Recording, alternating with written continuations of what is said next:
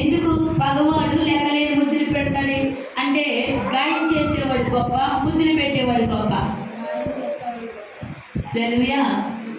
గాయం చేసేవాడు గొప్ప అవుతాడు అసలు ముష అవుతాడా? హల్లెలూయా. గాయం ఎందుకు చేస్తున్నాడు మీకు చెప్పను. పగవాడు లెక్కలేని ముద్దులు అంటే ఈ చెడు మార్గానికి నువ్వు వెళ్ళవద్దని నా దేవుడు నేను గాయపరుస్తాడు. మంచి మార్గములకు, మంచి త్రోవలకు నువ్వు వచ్చడానికి ఆయన నేను గాయపరుస్తున్నాడు. దేవుని స్తోత్రం. హల్లెలూయా. పగవాడు ఏం చేస్తాడు తెలుసా? పగవాడు ఏం చేస్తాడు తెలుసా? ఆడి లెక్కలేని ముద్దులు పెట్టి ఇదేనా నీకు అసలైన పాతాళం, ఇదే నీకు అసలైన మార్గం, సత్యం అని వాడు ముద్దులతో ప్రేమతో నేను తీసుకెళ్ళి అగాధముల ముంచి వేస్తాడు ఈ అపవాదిగాడు. దేవుని స్తోత్రం. హల్లెలూయా. హల్లెలూయా.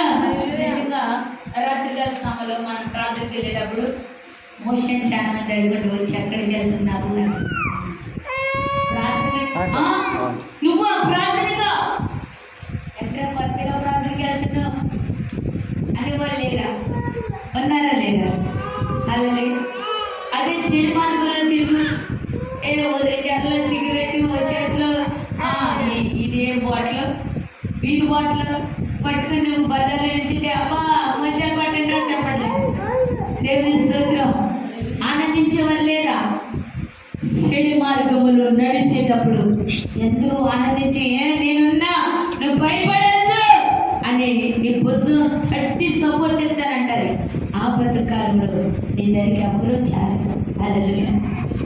ఆపత్తులో ఆదుకోగలిగిన వాడు నేను ప్రకటిస్తున్న నజరేయుడు మాత్రమే.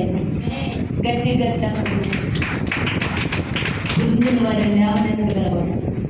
ఇది రోజు ప్రార్థనలో కూర్చొని చాలా మంది అనొచ్చు, కొత్తగా ప్రార్థనలు ఏంటి, కొత్తగా కొట్టాలేంటి, కొత్తగా అయ్యండి ఇయ్యండి అంటారు. కానీ నేను వెనకడికి వెయ్యకూడదు. దేవుని స్తోత్రం. హల్లెలూయా. వారేడిపే నీకు వెలుగుదల. దేవుని స్తోత్రం. హల్లెలూయా. అందుకని ఇక్కడ భగవాడు ఏం చేస్తాడంట చెప్పాలి. ఈ లోకంలో ఉన్నాడు చాలా బుద్ధి పెడతాడు. రారా ఎక్కడేమో అక్కడ ఉంది మంచి మార్గం. హల్లెలూయా. నిజమైన స్నేహితుడు ఏం చేస్తాడు? గాయం చేస్తాడు.